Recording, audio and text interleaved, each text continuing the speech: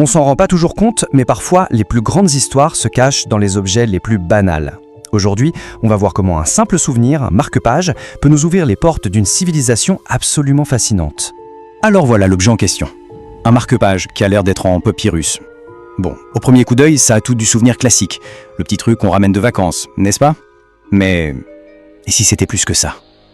Et si c'était une sorte de clé pour déverrouiller tout un monde ancien? C'est cette question qui va nous guider. Allez, on se lance. On va commencer par décortiquer la partie supérieure du marque-page. Parce que cette illustration, eh bien, ce n'est pas juste un joli dessin, c'est de l'art qui a une histoire à nous raconter. Regardons ça de plus près. Ce style est juste iconique. On reconnaît tout de suite la touche égyptienne. Les personnages de profil, mais avec l'œil vu de face, ses postures un peu raides, c'est vraiment la signature de l'époque. Et puis, le support lui-même, on dirait du vrai papyrus, ça nous met tout de suite dans l'ambiance. Ce n'est pas une scène prise sur le mif, c'est une représentation très symbolique, chaque geste, chaque posture est hyper codifiée. Et là, juste en dessous de la scène, on a un nom, Akhenaton. Alors ça, c'est la transcription d'Akhenaton. Et attention, on ne parle pas de n'importe quel pharaon. Lui, c'était un vrai révolutionnaire. C'est lui qui a tout chamboulé en Égypte en imposant le culte d'un dieu unique, Aton, le disque solaire. Une révolution tellement énorme qu'elle a même influencé l'art de son époque. Donc au final, qu'est-ce que cette image nous raconte? Eh bien, elle nous plonge direct au cœur du pouvoir, de la religion de l'époque. On a un pharaon, sans doute Akhenaton, qui est en pleine interaction avec des dieux, ou peut-être sa famille. Ce n'est vraiment pas juste pour faire joli. Non, chaque détail, que ce soit la coiffe ou les objets tenus, tout a un sens. C'est comme un résumé super concentré de la culture égyptienne dans une seule image. Ok, on a vu l'art. Maintenant, on descend un peu sur le marque-page et on change complètement de sujet. On passe de l'image au langage. Bienvenue dans le monde fascinant des hiéroglyphes, cet alphabet tout en images.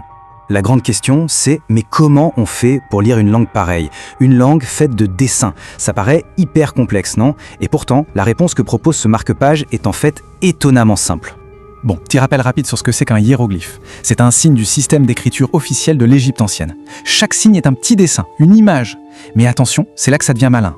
Un même dessin peut représenter un son, une idée ou parfois même un mot complet. C'est un système d'une richesse incroyable. En fait, ce petit tableau, on pourrait presque le voir comme une mini pierre de rosette. Mais attention, une pierre de rosette phonétique. L'idée n'est pas de traduire un long texte, non. C'est plutôt de créer une passerelle, un pont, entre notre alphabet et les symboles égyptiens en se basant uniquement sur les sons. Alors comment ça marche concrètement? C'est une simplification assez géniale. Le créateur du marque-page a pris une lettre de notre alphabet et l'a associée à un hiéroglyphe qui commence par le même son. Par exemple, pour le son A, on a le dessin d'un vautour. Pour le B, un pied. Le L, c'est un lion. Et le N, c'est le symbole de l'eau. C'est une approche purement phonétique, super ludique pour s'initier, même s'il faut bien garder en tête que le vrai système était beaucoup plus complexe. Le principe est donc hyper simple, c'est presque un jeu d'enfant. On prend une lettre, on cherche le symbole qui va avec dans la grille et on assemble le tout pour écrire un mot. On peut même s'amuser à écrire son prénom et hop, le temps d'un instant, on se prend pour un scribe égyptien. C'est tout bête, mais comme outil pédagogique, c'est redoutablement efficace. Bon, maintenant qu'on a vu la partie haute et la partie basse, il est temps de tout remettre ensemble. Et c'est là qu'on découvre le petit secret de cet objet. Ce n'est vraiment pas qu'un simple marque-page. Le truc, c'est sa double casquette.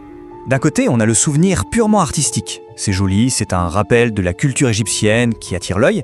Et de l'autre, on a un véritable outil d'apprentissage, une petite introduction super pratique et amusante à l'alphabet de l'époque. Deux objets en un en quelque sorte. Et du coup, cet objet est super malin parce qu'il s'adresse à tout le monde.